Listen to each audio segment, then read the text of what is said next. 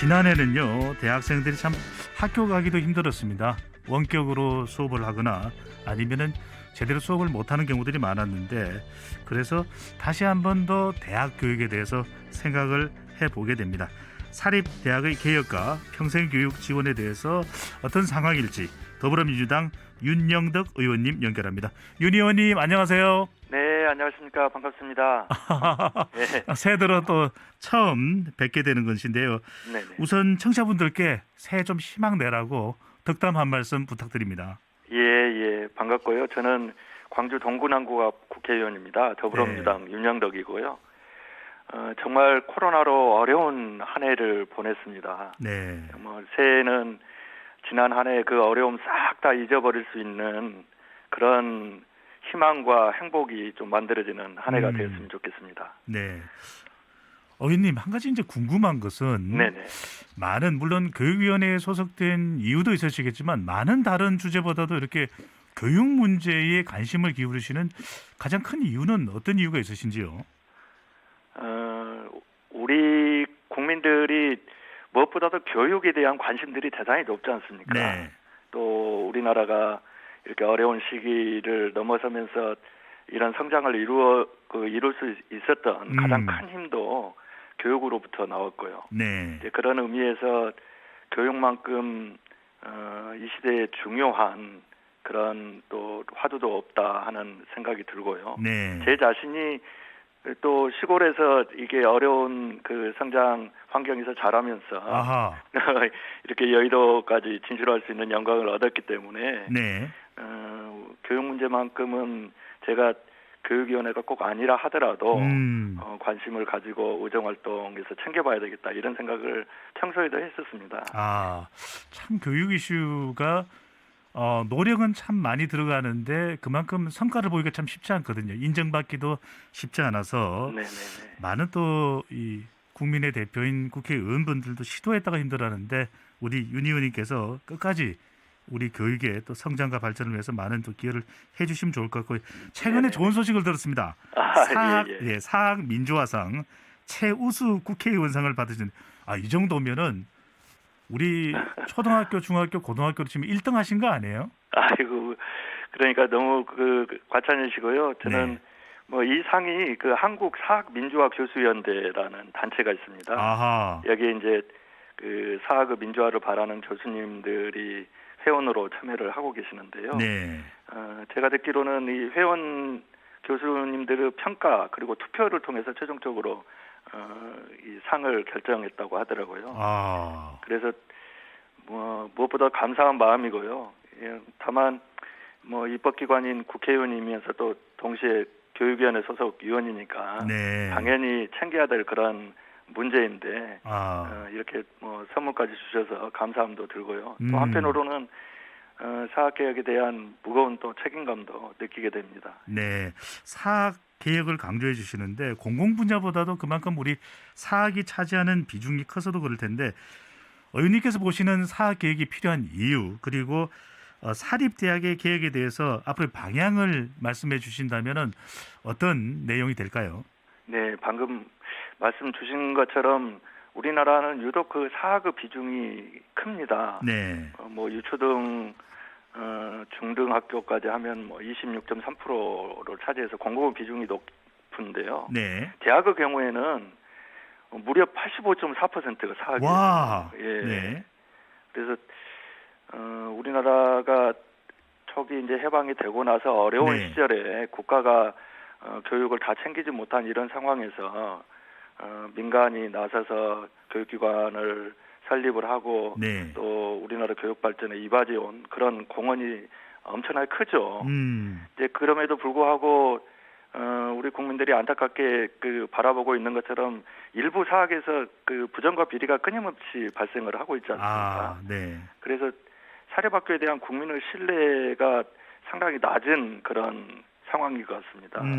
이제 특히 학령 인구도 감소되고 있어서 이제 미래 교육 경쟁력이 약해지는 것 아니냐 이런 우려도 있고요. 이런 상황이기 때문에 높은 사학 비중이라고 하는 우리 현실을 본다면 사학에 대한 혁신이 이루어지지 않으면 우리 교육의 미래도 장담할 수 없다 이런 위기 의식도 저는 느끼고 있는데요. 네. 특히 사학의 공공성을 좀 강화를 하고 운영에 있어서 투명성과 민주성을 제고하는 것이 네. 대단히 중요한 문제인 것 같습니다. 그러니까 지금 의원님께서도 굉장히 중요한 말씀을 주셨는데 네네. 교육이 중요하고 특히 교육에 특히 대학 교육의 상당 부분을 담당하고 있는 사학재단의 또 효율성 또 공정성 이런 부분 중에 그동안 잘 안 됐던 이유는 뭘까요? 아무래도 뭐 여러 가지 이유가 있을 텐데요. 네. 초기에 사학을 설립한 설립자들은 대단히 막중한 어떤 공공적 어떤 책무감을 가지고 네. 사학을 설립하고 또 운영하셨다고 저는 믿습니다. 근데 이제 그것이 제도화가 미흡하다 보니까 이런 교육기관이면서도 또 대물림되는 이런 네. 현상들도 많이 발생을 하고 있거든요. 근데 이렇게 시간이 흐르면서 그러한 초기 설립의 어떤 취지나 목적이 좀 퇴색하고 이것이 사학을 마치 뭐 기업 운영과 같은 것으로 이렇게 생각하는 일부 네.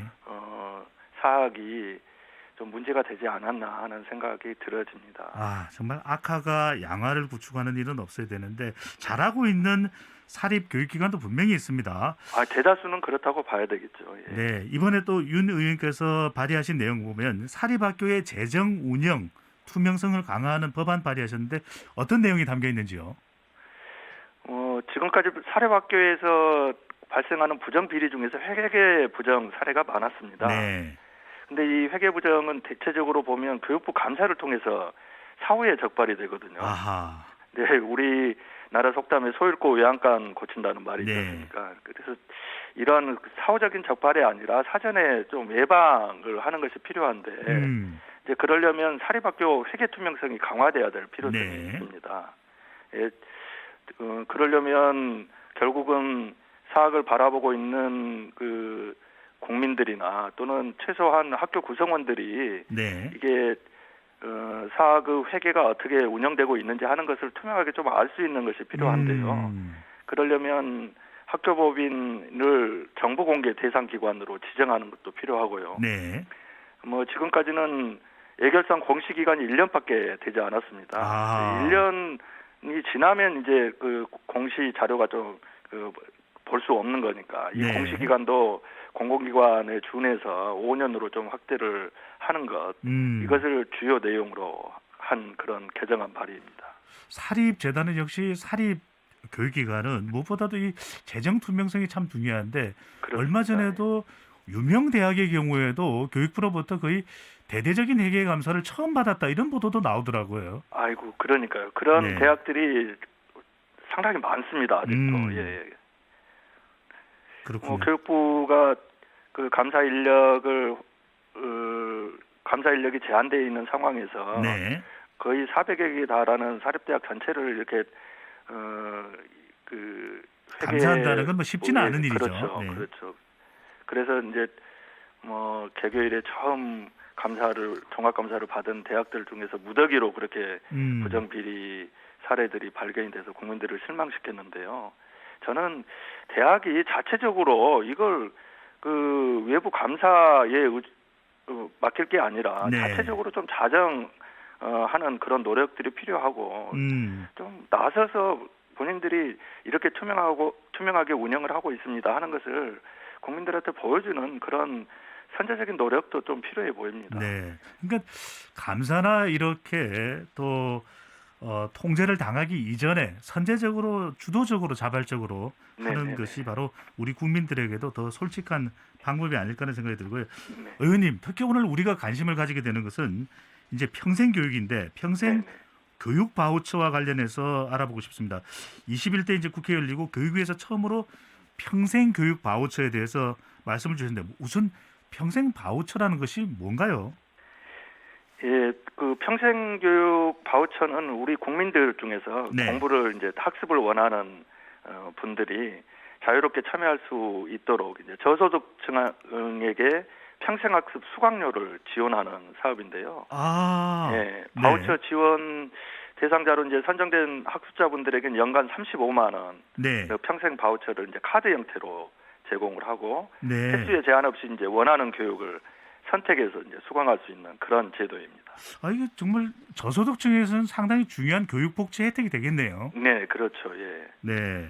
그런 생각이 드는데 어떤 내용이고 또 대상자는 누가 될까요? 지금 대상자는 그 저소득층을 중심으로 하고 있는데요. 네. 이제 만 19세 이상 성인 학습자 중에서 음. 기초생활수급자나 차상위 계층 네. 또는 그 기준 중위소득이라 그래서 65% 이하인 이제 가구 구성원에 해당하면 누구나 신청이 가능하고요. 네. 이제 올해부터는 좀 이걸 확대해서 참여도가 우수한 학습자 같은 경우에는 추가적으로 35만 원을 또 그 지원을 해서 최대 70만 원까지 이 네. 바우처 혜택을 받을 수 있도록 하는 그런 그 사업입니다. 의원님 보시기에 연간 한 70만 원 정도면은 좀 충분할까요? 어떻습니까? 뭐 배우고자 하는 의욕이 넘치시는 분들한테는 부족할 수도 있죠. 근데 네. 그 자기 돈을 들이지 않고 국가에서 지원하는 것으로 자기 개발을 할 수 있는 그런 기회가 되는 거니까요. 네. 부족하지만 그래도 도움이 될 수 있을 거라고 생각을 합니다. 네. 제가 알기로는 의원님께서도 오랫동안 계속 공부를 하셔서 끝끝내 또 중국에 가서 유학까지 하셔서 박사학위까지 취득하신 걸로 알고 있는데 네네. 평생 교육의 중요성은 또 어떨지 한번 설명을 듣고 싶습니다. 보면 이제 그동안 우리나라 교육이 학교 교육 중심으로 네. 이루어졌지 않습니까? 네. 이 학교 교육이라고 하는 것은 이제 초기 단계에서 성인이 된 이후에 사회생활을 하는 그 어떤 그 토대를 닦는 그런 시기라고 할 수가 있겠죠. 네. 근데 지금은 시대가 변해서 뭐 그 나이가 드셔도 또 새로운 그 변화된 어떤 그 지식을 습득해야 되는 필요도 생기게 되는 거고요. 네. 또 직업도 새롭게 바꾸는 그런 상황도 필요하고요. 또 고령화되고 있으니까 그 단지 그 이게 일생 중에 어떤 초기 단계에서 공부뿐만 아니라 어떻게 보면 평생 교육이 필요한 네. 그런 상황이지 않습니까? 그래서 평생 교육도 지속적으로 확대되고 있는데 우리나라도 이런 어떤 그 시대적 어떤 변화에 그 맞춰서 네. 평생 교육에 대한 체계를 좀 갖추고 국민들이 필요한 지원을 확대해 나가는 이런 노력이 지금 상황에서는 대단히 중요한 문제라고 생각을 합니다. 그렇습니다. 이게 또 직장을 오랫동안 가졌던 분들도 다른 직종으로 옮겨갈 수도 있는 것이고 네네. 심지어 바우처 제도를 통해서 이 전문 학사, 사회복지 전문 학사를 취득한 사례도 있다고 하는데 맞습니다. 네. 자, 바우처로 지원을 받으면 어디에서 교육을 받을 수가 있는지요? 지금 현재 그 전국에 네. 그 평생학습 교육기관이 1,500여 개 와, 정도가 맞네요. 있습니다. 여기서 이제 다양한 강좌들을 운영을 하고 있는데요. 네. 근데 예를 들어서 국내 그 유수 대학 같은 경우에도 평생교육원을 설치를 해서 네. 학점 운영제 강좌를 운영을 하고 있고요. 음. 또 우수한 외국어 전문 교육기관 같은 경우에 외국어 강좌도 운영을 하고 있고, 네. 또 음악이나 예술, 뭐 공예 등과 같은 취미 과정도 평생교육기관에서 운영을 하고 있습니다. 네. 그래서 이 평생교육 바우처를 이용을 하면 이런 다양한 프로그램을 폭넓게 좀 이용을 할 수 있는 거죠. 네. 그리고 또 직장 생활이나 가정 생활로 학습에 그 참여할 시간이 여의치 않는 그런 분들도 있지 않겠습니까? 그렇죠. 이제 이런 분들은 온라인 교육기관을 통해서 아, 편하신 시간에 편하신 장소에서 학습하실 수도 있고요. 네. 특히 그 우수 교육기관 확보 차원에서는 교육부에서는 올해부터는 이제 방송통신대나 네. 사이버대 이런 고등교육기관에도 그 바우처 사용 등록이 가능하도록 이렇게 할 계획이고요. 그렇게 네. 되면 이제 사용기관 등록과 승인이 이루어질 경우에 그런 해당 고등교육기관에서도 평생교육 프로그램을 이 바우처로 이용을 하실 수 있는 거죠. 와, 그렇군요. 자, 내가 대상이 되는지 또는 더 자세한 내용이 또 궁금하신 분도 있으실 거예요. 네. 평생 교육 바우처로 검색을 하셔서 공식 홈페이지에 들어가시면 또 정보를 얻으실 네네, 수가 그렇습니다. 있고 네네. 또 온라인으로 신청이 어려우신 분들은 가까운 평생교육기관 방문을 통해서도 가능하다고 합니다. 네네. 아, 의원님 시간이 많지 않은데 네네. 끝인사 짧게 부탁드리겠습니다. 예, 올해가 서띠해지 않습니까? 네. 그래서 뭐 우보말리라는 그 말이 생각이 나는데요. 이제 손은 걸음은 느리지만 우직하게 걷다 보면 말리도 간다 이런 말이지 않습니까? 네. 그래서 저도 그렇고 우리 그 듣고 계시는 청취자분들도 그렇고 소처럼 우직하게 좀 한 걸음 한 걸음 내딛어서 네. 정말 올해는 바라시는 그런 소망들 한 알음씩 좀 안아오시는 그런 한 해가 되었으면 하는 바람이고요. 감사합니다. 예. 네. 의원님께도 올 한 해 좋은 일 많이 있으시기를 기원드리고요. 오늘 말씀 고맙습니다. 네, 감사합니다. 네, 더불어민주당 윤영덕 의원님과 이야기 나눠봤습니다.